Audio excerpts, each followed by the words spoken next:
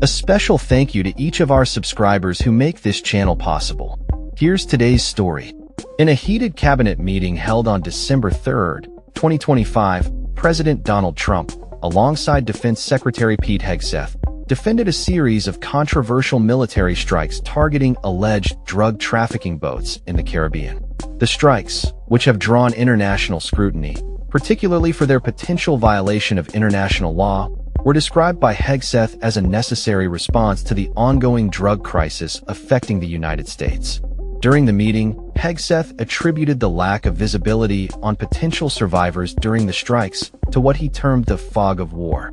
This statement came in light of reports that the second strike might have resulted in the deaths of 2 individuals who were believed to have survived the initial attack.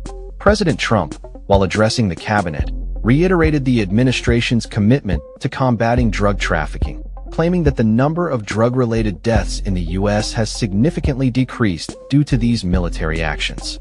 He stated, "We're going to start doing those strikes on land, too. You know, the land is much easier. And we know the routes they take. We know everything about them." The president further emphasized that any country involved in the production or trafficking of drugs into the U.S. would be at risk of military action. He specifically mentioned Colombia and Venezuela, labeling the latter as very bad. In response to questions about the September 2nd strike on a Venezuelan boat, Trump admitted that he was not fully briefed on the details of the operation, relying instead on Hegseth for information. Hegseth claimed to have viewed the first strike live, but left for another meeting before the second strike occurred. He defended the actions taken during the operation, stating that Admiral Mitch Bradley, who oversaw the strikes, acted within his authority and made the correct decision to eliminate the threat posed by the drug boat.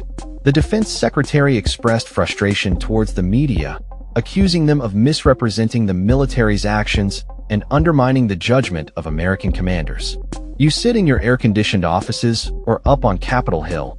You nitpick and you plant fake stories," Hegseth said, defending the military's operations.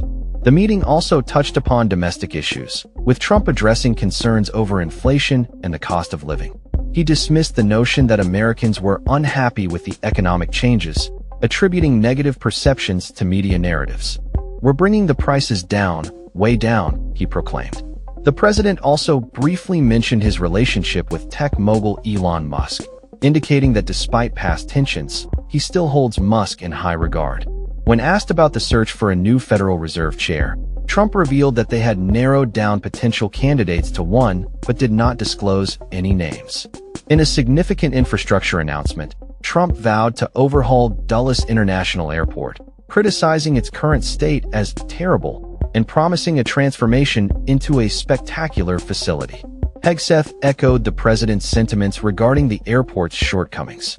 The cabinet meeting concluded with Trump expressing confidence in his cognitive abilities, stating that he feels sharper than he did 25 years ago.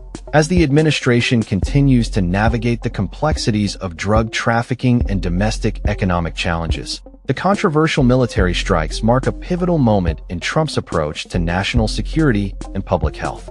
That's all for this story. We upload videos every day covering many different subjects, so hit that subscribe button to stay informed.